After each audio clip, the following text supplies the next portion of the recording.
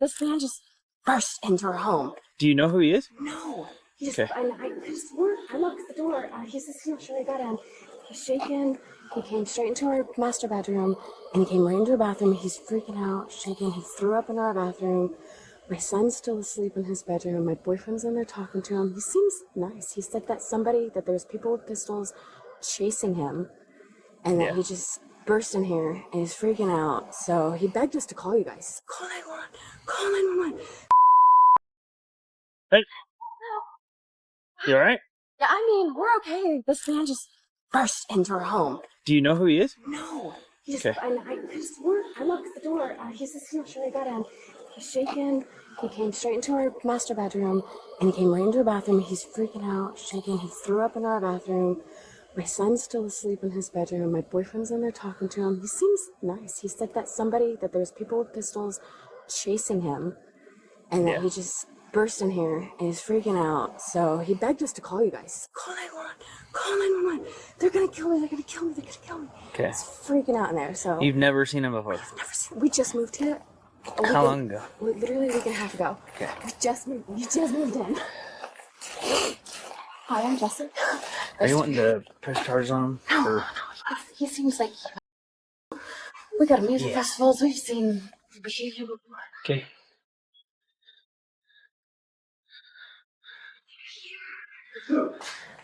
Alex. Hey, Elijah. Please.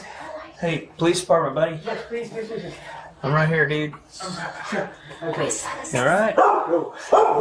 Hey, lady. Hey, they're trying to kill me. And they told me all about it. And Okay. made me...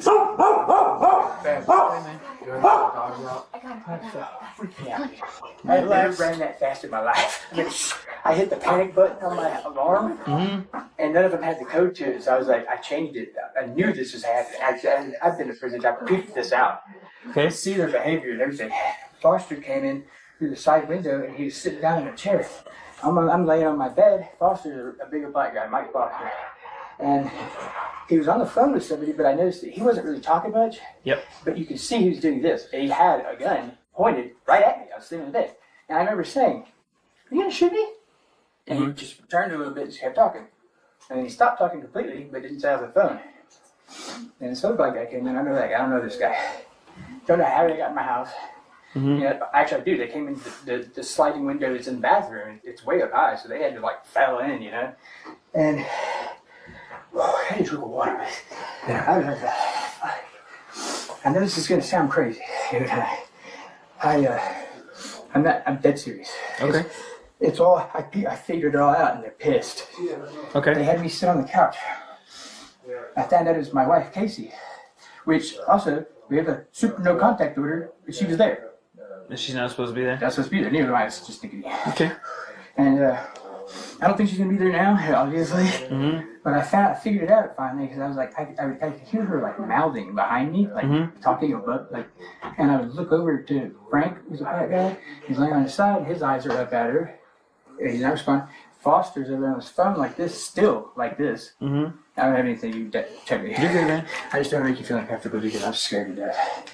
I'm not a scary guy normally. Put that back in your pocket so we don't lose it, right? Yeah, I just freaking out. Sorry. Because this is your neighbor's home, right? Yes, sir. I'm so great, dude. I took off. I never ran that fast. I was in the sand. I hit the alarm, and as soon as I hit it, you had to hold it for 2 seconds. Okay. I hit it, and I was just praying that the glass door wasn't locked. Okay. Because the other one was, I unlocked the front door, and I just went into it, and sure enough, it popped open. I just darted, dude. I figured they were running behind me. She said that they didn't make it all the way here. All right, so what would you like for us to do for you tonight? Oh, man. They're trying to kill me. They told me exactly what they were going to do. You want us to go check, make sure they're not there? I just want to sit there. I don't know if I can go back, dude, because I don't expect them to be there. I wouldn't stay either if this guy just busted out of his house. Let's do me a favor. We can go outside. I want to see people. This is your neighbor's house. Yes. Let's get out of their house for a minute and try and figure stuff out after that, okay? Okay. On December 17th, 2024, a single officer in Illinois responded to what dispatch logged as a trespassing complaint. What the footage reveals is a simultaneous welfare crisis, one that tested the legal boundaries of 3 separate areas of law at once. The first question is constitutional. Under the Fourth Amendment, a police encounter falls into one of three categories: a consensual encounter, a temporary investigative detention under Terry v. Ohio, or a formal arrest requiring probable cause. The Supreme Court in Florida v. Bostick established that the test for a consensual encounter is whether a reasonable person would feel free to leave. Here, the subject approached the officer voluntarily and requested assistance. No detention was initiated. This was a consensual encounter throughout. Oh, man.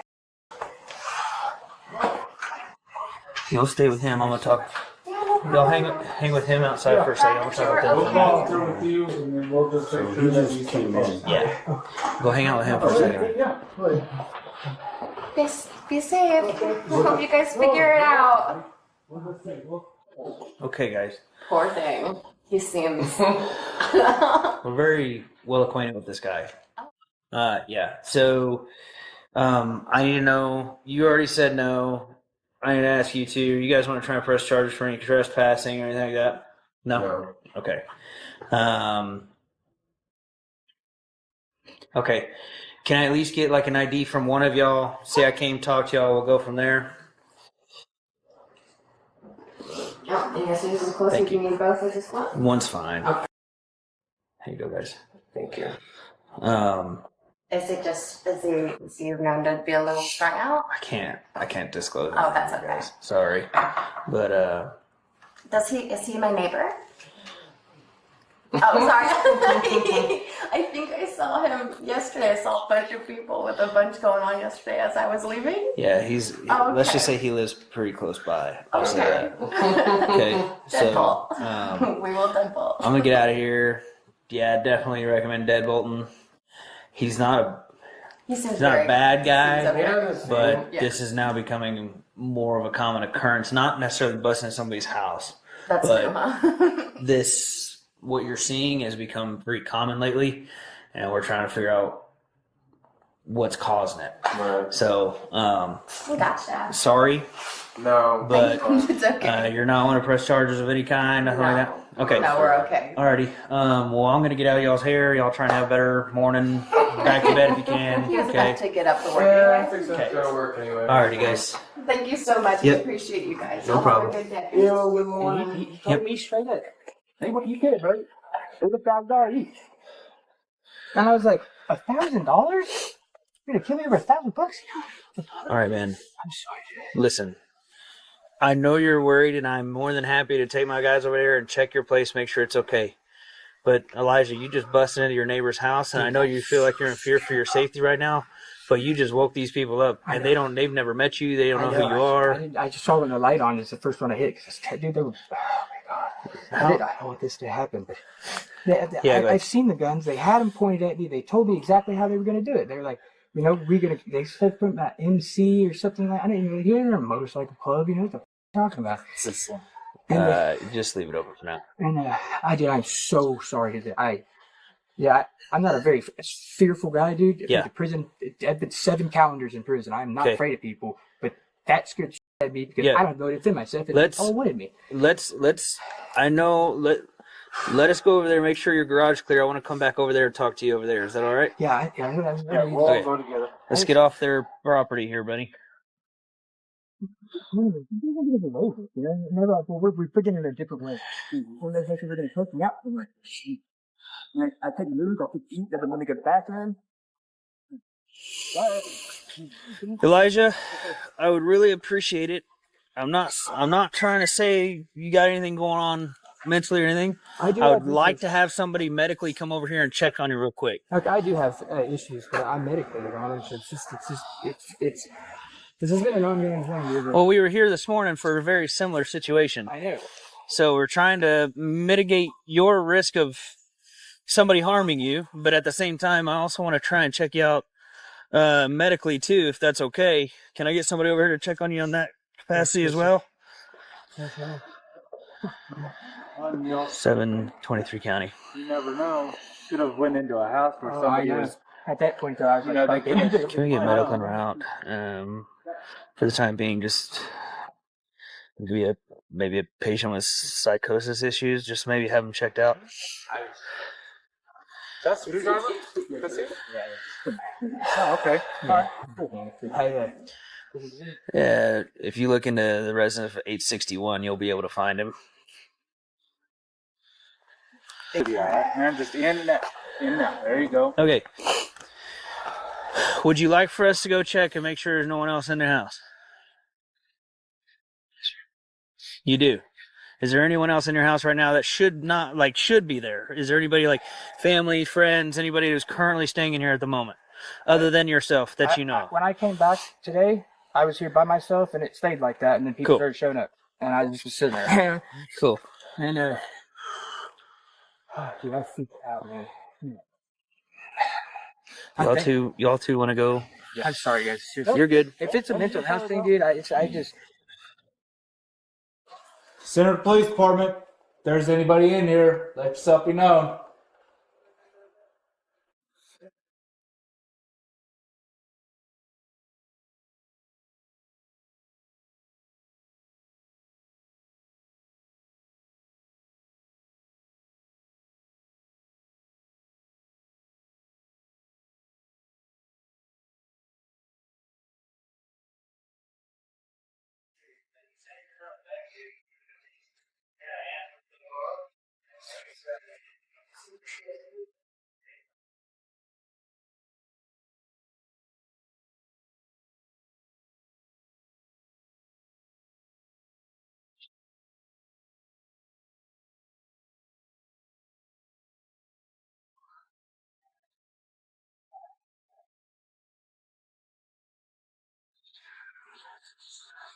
No idea what she's trying to do.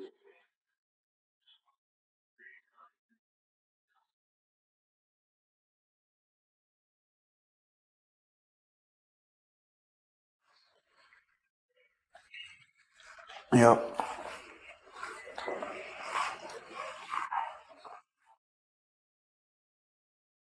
That's what I'm saying. Yep.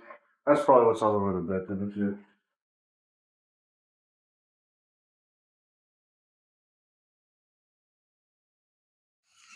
It's not all the time, though, you know. It's like I got you. There's sometimes that I can tell. And I got you. The way I've been able to, you can ask the other guys that talk to me. I've been dealing with that kind of hallucination my whole life. Yep. You know, and I've never been formally diagnosed, but I've been treating like I'm diagnosed. But the way I've always been able to tell is if this person isn't real and they're hallucinating, you can't physically touch them. They'll disappear right in front of you. None of these people do that, dude. I was like, none of these people are doing that. Right. I can touch and feel every single one of them. Okay. So, man, I'm not trying to get into all of your medical history here, okay? And we can come closer to your garage, too. It's windy out here and kind of chilly. I'm just curious, man. You say you're currently medicated for certain things. Can I ask what those are? It's CPTSD. Okay. It's chronic version. Not manic depressive, like major depressive disorder, and then generalized anxiety disorder. And I've talked to him a few times about hallucinations, but they've never been to this level of extreme. It's normally just like one thing, and I'm like, that ain't real. But this time, it's got like just freaking me out. Like, Gotcha. I don't want to sound crazy, dude. I don't feel You're like good, crazy. man. Excuse me for 1 second, though, okay? County, also, if you'll let them know that we're going to be at 861 now. We're no longer at the neighbor's house. Okay, continue. I'm sorry. Sorry.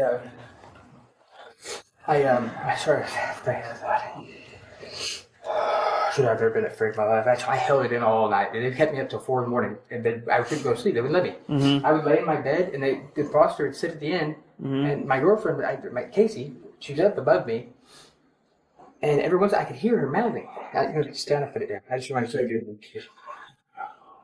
Okay. Your medication side of things. When was the last time you took your medication for? Tonight. You did take it tonight? So you're actually up to date on your meds and stuff? Yes, sir. Okay. I've had the hallucination stuff in the back before.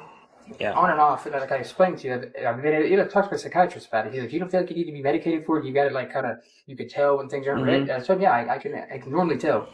And like I was telling him, dude, one of the biggest things is you can't touch someone that's not real.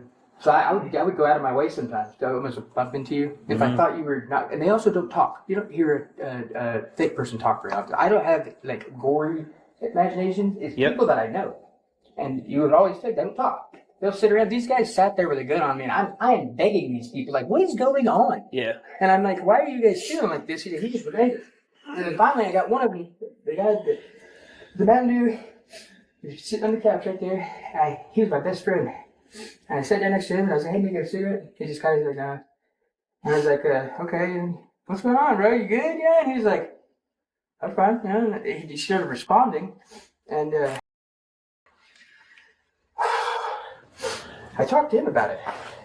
And he told me, he's like, who do you think wants it? Because they told me Charlie's paying money to have you, dude. And that's what Foster told me. He's like, they're paying $2,000, I think what he said. It changed from $2,000 to $1,000 each once I found out there's 6 people involved in it. Yeah. Not everyone in the house was involved in it. Other people found out and they left. They're like, we're out of here. Yeah. I know cameras, dude. She can get a hold of all of them. She can get on and delete whatever she wants. Your wife? Yeah. Your ex-wife, wife, whatever? And she thought he was supposed to be here. So it's crazy. And Okay. like, by the time I got out, so I had to like kind of linger on that side of the house because they wouldn't let me go anywhere where I was out of sight. I couldn't go out in the backyard to smoke. I couldn't come out here. There was always 2 people sitting in those chairs. There were 2 younger guys. One was wearing red. It's ironic they were wearing the same colors. They were flip flop. Oh man, there's a guy in here. Just, Yeah. those 2 black dudes are like they didn't talk the entire time. Okay. And then finally they get up and I was like convincing him. I was like, "Buddy, you really think you're gonna get away with killing somebody for $1,000? Like that just it doesn't sound right." Right. And so that's where I kind of thought it was bullshit. I didn't think it was. I thought it was imagining it. You know? Right. So I went to go lay down. That's normally if I need to lay down, they wouldn't let. You know, they kept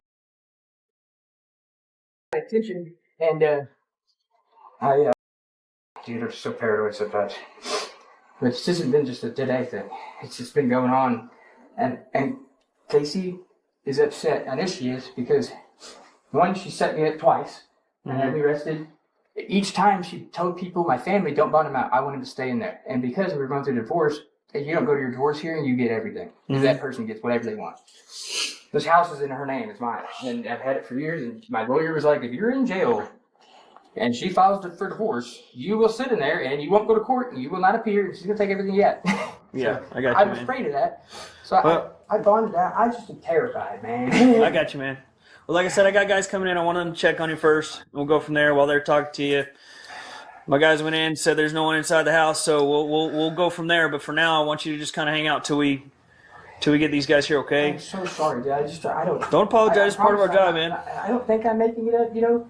Yep. But sometimes I'm starting to question some things, but then I did that whole thing where that was my test. I walked around and started talking to people. Gotcha. A lot of them didn't want to talk, and so I was just kind of like, "Hey, what's up, bro?" And because sometimes they just disappeared in front of you, and you're like, "Oh, that's fake," you know. And then I would lay down, and there were people in the bed. We were just watching TV, hanging out like normal, you know.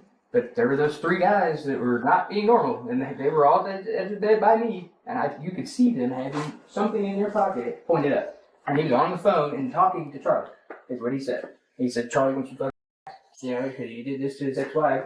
And then I found out later on, Casey's the one that's done, because she went to me in jail. She was taken today. She said it to a million people. I've got people that have heard her say that outside of all this. Right. She wants to get me for everything she can. And sketches me out a lot. And I had that no contact order with her. A protection order, actually. So it was very odd that she was in my house to begin with. That's why I didn't believe it. I was like, no way, she ain't come. You know what I mean? She's not going to do it on purpose kind of thing. Yeah, the longer it went on, dude, it's getting weirder and weirder. And I could feel the vibe going different. And so I came out here, and I got to fight that night. I got to fight with a dude. He's not here anymore, but he pretty much attacked me, and I just stabbed him. But he's not here. He's one of their friends, whoever they were. I've never seen those guys in my life. It's just about another oddity for hallucinations for me. I know who they are. Like, I've seen my uncle pass away 2.5 years ago at a family reunion, and I didn't say nothing to nobody because they're never saying people. So I could go back there and talk to them. Yeah. I sound crazy, man. I promise. I'm not crazy. You good? I'm Well, not crazy. Yeah. hang out with these guys for just 1 second, okay? I think he's high as hell. But he said he's medicated for psychosis stuff, so I wanted to at least call you guys and roll it out. I think he's just high. Got you guys here for a minute. Check on him. He gave consent to search, not search, but make sure there's nobody inside. My guys came back out and was like, dude, there's 6 months. Dope stuff. So, wanted to bring you guys to rule out the psychosis issue, figure that part out. Because he was calling for it. He was calling for it.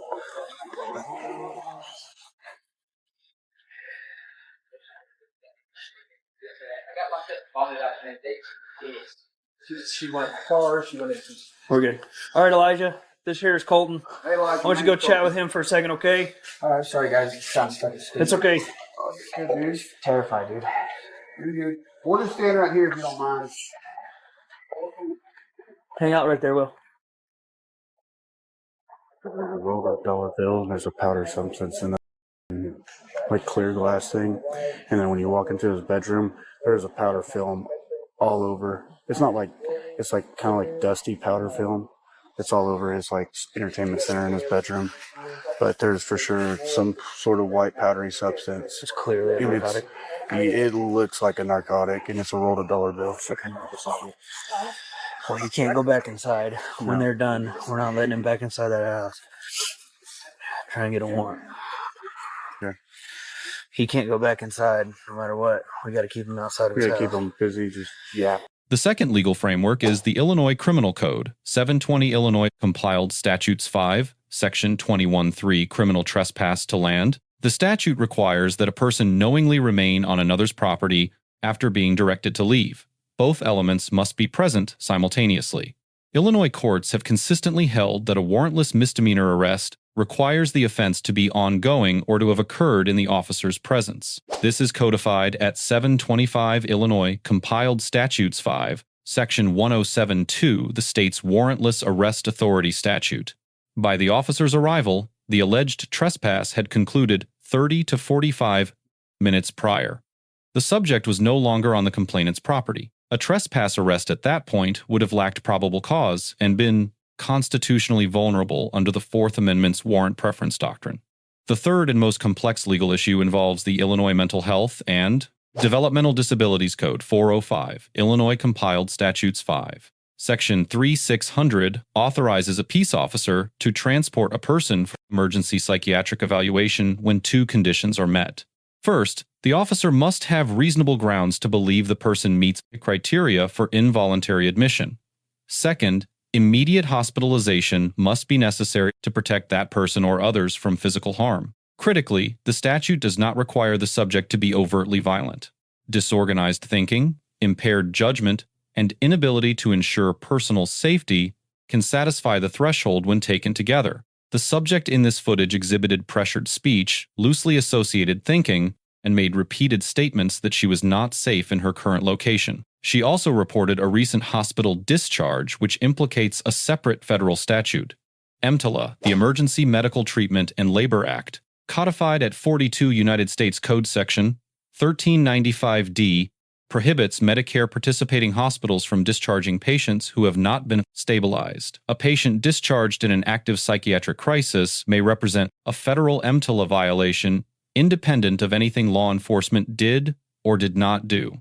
Additionally, Title II of the Americans with Disabilities Act requires law enforcement and agencies to make reasonable modifications when responding to individuals with mental illness. The Eighth Circuit addressed this in Ball v. County of Ramsey, holding that failure to accommodate a subject's disability during a police encounter can constitute discrimination under the ADA, exposing the municipality to civil liability. With them. Yeah. Yeah, I don't know what if it's crushed up pills or what it is, but it's a white powdery substance and a dollar bill rolled up. So, yeah, Good. He's got a positive nystagmus. His heart rate's Hey, man. 40. His pressure's fine. He's got no Give me medical one second. complaint. Okay. I just don't want to be afraid. You know what I mean? yeah, I get it. And you can't stop the. This is what a psychiatrist said. He was like, "You're maxed out doing that. I can't give you more medicine on that. You can try other medicines, but I refuse narcotics. I don't want to take Xanax, which honestly I probably should. But I don't want to be a zombie. I have a kid, and I should be able to spend time with my daughter and not be like, you know what I mean? She didn't see me like that, but she didn't see me like this either. So I don't have her here on purpose. Yeah. Because she's at her mom's house, and I have joint custody of her. I had full custody of her for a long time. She's 8. She's not. I love her so fucking much, dude. And it broke me yesterday, dude. The first time I told the officers about it. I was like, I'd never had illusions before that I could feel. like physically touch. I can feel your energy. I can talk to you. We can have a conversation. You could pass me the basketball. We can. I've watched videos of myself in the living room, sitting on my ottoman as if I'm touching someone, talking to them. There's nobody there. I talked for 2.5 hours to nothing. You know what I mean? And then I'd come to, and I'm like, "Where's everybody at?" And I'm like, "Oh my God, that was not real."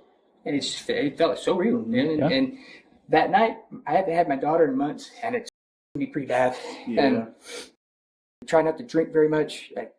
Sometimes I do, sometimes I don't. Sometimes it's the only thing that shuts my brain up. And I just. I saw my wife, and she had my daughter Kinsley here. I just knew this was fake. And so the first thing I did is I opened up the door and I said, "You're not supposed to be here." And she didn't respond to me. She just walked past me. And I was like, "That's fake. It's not real." And then Kinsley walked past me. And I was like, "Hey, Ken." And she turned around and she went like that. And I picked her up. And I was like, "No, this is real." I freaked out, dude. I was like, "Thanks." It's like, so God, dude. I was so happy. Laid in bed with her. I thought I did. We watched Barbie. We were doing everything. It's what I miss my daughter so much. Yeah. And I woke up in the morning, bro, and that she was real. My heart.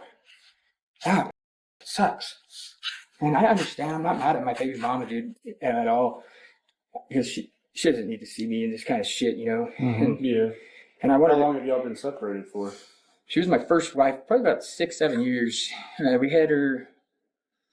Yeah, but 6 years. They separated when she was like 1, so I guess about 7 years. Okay. And our relationship was terrible. Were good for each other, and we kind of like mutually separated. She actually got pregnant by somebody else while we were married. That kind of. I didn't take my kid from her. I could have. Her other baby daddy did. I didn't do that because she needs her mom. It's her mom. I don't care if her mom's not doing too good. She still needs her mom. Yeah. At the end of the day. And so I didn't do that. And I don't know if I'm panicking. Like the more this shit happens, I feel like I'm not gonna get my kid back. And I don't need her back if this is the shit that's going on all the time. And I normally I don't call you guys. Normally I just go do dumb shit. And I go do bad things because I don't know what's going on. So lately, anytime shit like that's going on, I just call the you main guys. thing is, I'm glad that nothing actually happened to you or anybody else. Oh yeah, dude. Because I mean, like I said, you could have went into that one house. Yeah. So Finch was the one that said he had basically can ID the narcotics in the house being in plain view. So we have enough for PI because of disturbance over here. They don't want to press charges, so we can't press charges for the res bird or trespass, but we definitely have PI. So I want you to hook him up for PI. Make sure you search him real good. Get him to the jail for PI for now. We're going to sit on the house, wait for a warrant. Let me search on the house because French saw it. I want him here to be able to talk to Mustang to tell him what he saw so he can type the warrant up correctly. That's why I'm letting you hook him up. Okay? So PI for now. The resulting charges, once we do find everything in there, will be tacked on later. Okay. So just PI, just plain deal. Yeah, because they're not want to press charges. But we'll do PI for now. I'm so sorry, dude. We're here to talk to you. And I just have never been scared like that in my life. I want you to listen to me, okay? With everything that's going on, I'm going to rip the Band-Aid off real quick. But I'm going to have to take you in for PI, okay? So the deal is, so go ahead and turn around real quick, put your hands behind your back, and I'll explain everything, okay? All right? You're doing just fine, and I appreciate you being cooperative. So here's the deal now, okay? They don't want to press charges, all right? They're not trying to press charges for you busting in a door. They really legit think that you're running from something. They're not worried about it, okay? But you did cause an issue over there by busting in somebody's door at, All right, I'm going to double lock them, okay? Okay? Breakfast or something? Well, it's not necessarily influence of alcohol. It can also be other possible narcotics, things like that. Hold on Okay. real quick while I do my vehicle. I brought medical over here. Want to check? All right, I'm going to pat you down real quick. Go ahead and just stand right there. Should have his wallet. Yeah, his wallet should be in. In his front pocket? Yep, okay, good. I'm going to make sure I put this in with me. That way we don't lose it.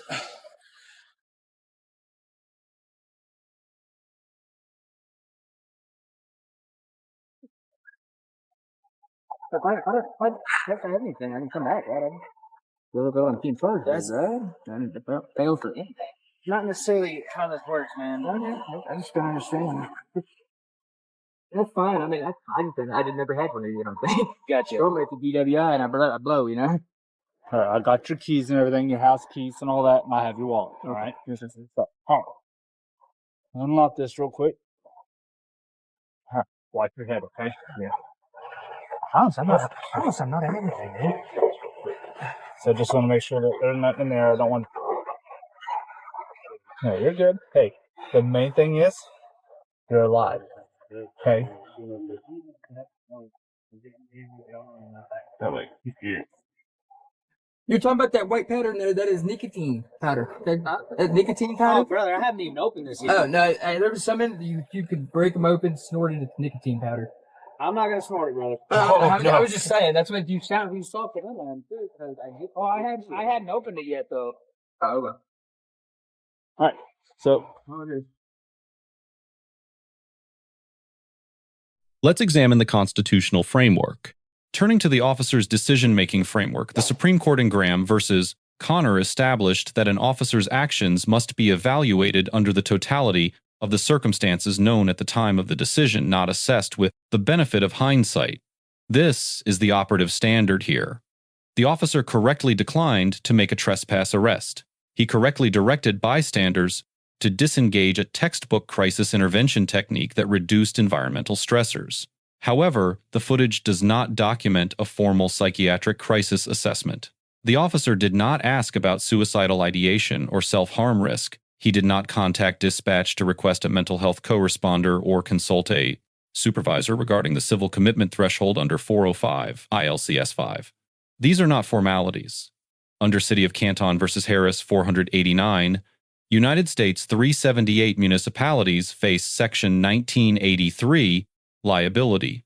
When failure to train on mental health response demonstrates deliberate indifference to the constitutional rights of persons encountered by police, the officer receives a B-sound tactical judgment on the trespass issue.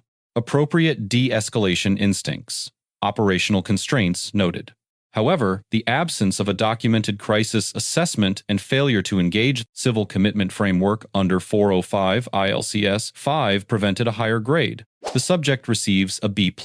She sought law enforcement rather than evading it. She formally requested police escort a legally significant act of self-referral. She did not physically resist, did not self-incriminate on the drug allegation, and consistently communicated her distress. The precise behavior crisis protocols are designed to elicit and respond to. The complainant receives a C+. The call to police was lawful and within rights. However, allowing additional bystanders to engage the subject during the police response compounded the officer's task and directly undermined the de-escalation effort already underway. Cooperation with responding officers is both practical and expected. The core lesson from this incident is the gap between crisis recognition and crisis protocol. An officer can correctly identify that something is wrong and still fall short of the statutory response the situation requires. Illinois Mental Health Code Section 3600 does not demand certainty. It demands reasonable grounds. When a subject exhibits disorganized speech, expresses that she is not safe, and reports a recent psychiatric discharge, those reasonable grounds may already be present. Deferring evaluation by 2 hours is not a legal response to that threshold. It is a staffing constraint. The distinction matters because one triggers a constitutional duty, the other does not. Excuse it. Officers who recognize this difference protect both the subject and themselves from downstream civil liability under Section 1983. Let us know if there is an interaction or legal topic that you would like us to discuss in the comments below. Thank you for watching, and don't forget to subscribe to our channel for more content on police court interactions.